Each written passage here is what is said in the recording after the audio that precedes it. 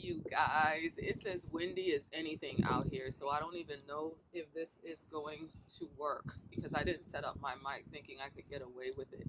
But I wanted to come in here and check in on you guys because I've been having some interesting self-reflection and some adjustments as we've had this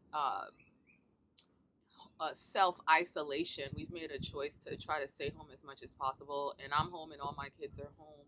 And one thing I've noticed is that initially it wasn't as much of a big deal because the schools here in Delaware pretty much told us that school would be closed until March 27th, and there seemed to kind of be an end in place, and this thing seemed really temporary.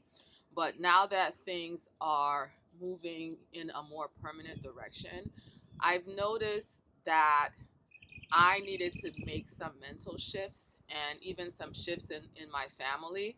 Um, Now that it looks like it may be more long term, but we don't have any kind of specifics, I've noticed that emotionally, I've had to sort of stop holding my breath because I've been kind of going along telling myself that what I'm doing is very temporary. And so I haven't really been leaning into a new normal because I really don't want this to be my new normal.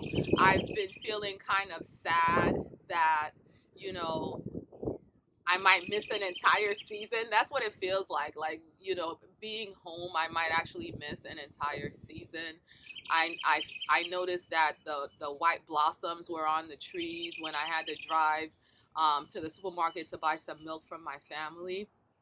And, then the thought came to me, oh no, this is such a short, this one of my favorites is just driving, and, driving through all the white blossoms. And, you know, if I hadn't have gone to the supermarket, I wouldn't have even noticed because I don't have the kind of trees in my backyard that I would have like a whole bunch of white blossoms, and then I thought to myself, oh no, am I going to miss spring? Oh no, am I going to miss, summer? And that made me kind of sad.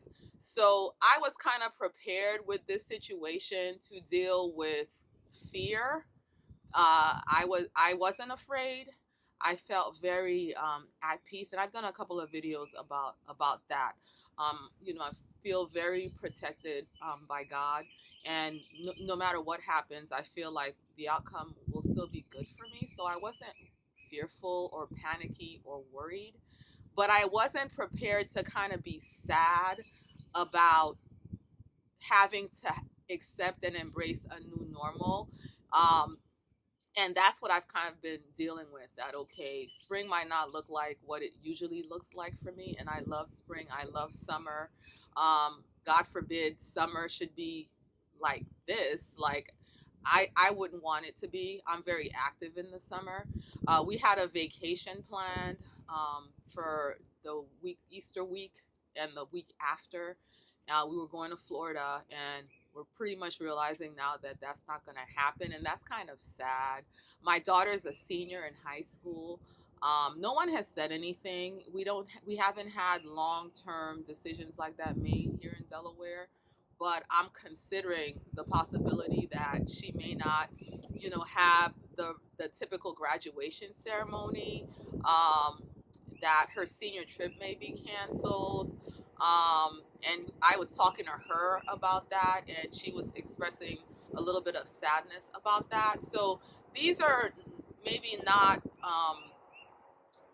issues that might seem as critical as dealing with someone that's sick, but I do think that we should be prepared that now that we're all home, that we're all together, that these kind of feelings might come out, and be prepared and open to talk about it, and be prepared to be honest with where we are. And, it's not a lack of faith or not having enough faith to be sad about having to let some of these things go. The graduation ceremony, family was going to come. Are we still going to be able to celebrate in the same way if it comes to that? And if we have to do something different, um, can we do something that's still acceptable? you know? And so I think the unknowns are the worst part. Like, it would be different if you knew, okay, we're not having graduation in May, but we're having graduation, in July, then you can adapt to that. You know what I'm saying? But just having everything upended and not knowing has sort of kind of caused me to wonder what my security is in, and why I can't just, like, this is another level of leaning and resting in the God that does know. He does have definitive answers. He does know where this is going. And if I'm blindfolded, if I can't see, I've been asking myself, can I rest? Can I allow myself to exhale and rest in Him, knowing that He does know? So I don't have to worry, because He does know where this is going.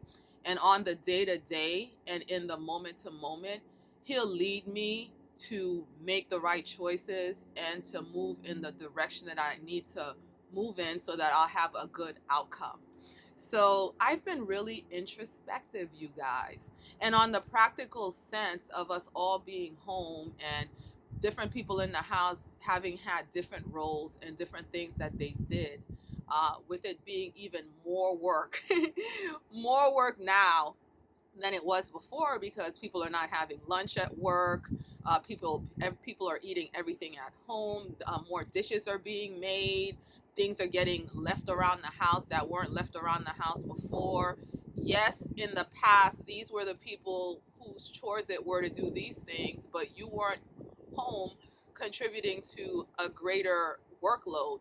So as a family, we need to have family meetings where we actually sit down and talk about, kind of like renegotiating things, so that the distribution of work is more equitable, and also helping people to kind of be more aware of what they're doing and how they're living and how that might impact someone else.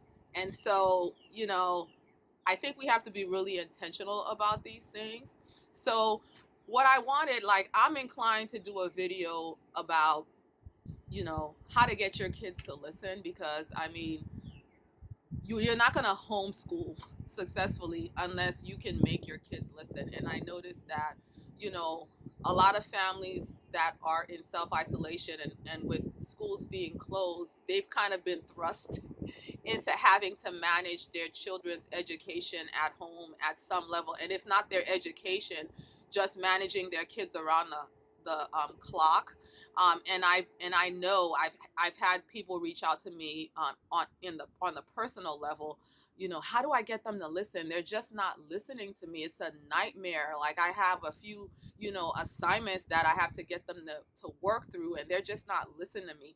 So I was thinking about doing a video about how to get your kids to listen, because as a homeschooler, that was the first thing I had to overcome for this to even work. And so I have some ideas. If you would like, I could do a video about that. So if you're interested in that, leave your comment down below, and maybe that would be Tuesday. I mean, I keep saying Tuesday because I edit the video on Tuesday.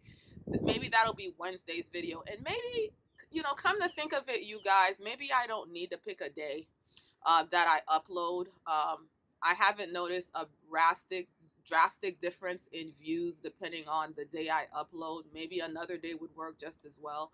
What I'm trying to do is at least try to release a couple of videos, at least 2 videos a week. So I'm gonna take the days off and just say that that's my goal. Excuse me, I'm breathless over here. That's my goal. And so let me know in the comments down below what content you're interested in hearing. And so, anyway, I hope what I've shared has helped somebody. Let me know if you guys have noticed some deeper things coming out, some deeper issues coming out now that you've had this shift, and maybe a little bit of time to reflect in some areas that maybe you weren't really focused on before. Let me know what you're going through in the comments down below. Be blessed.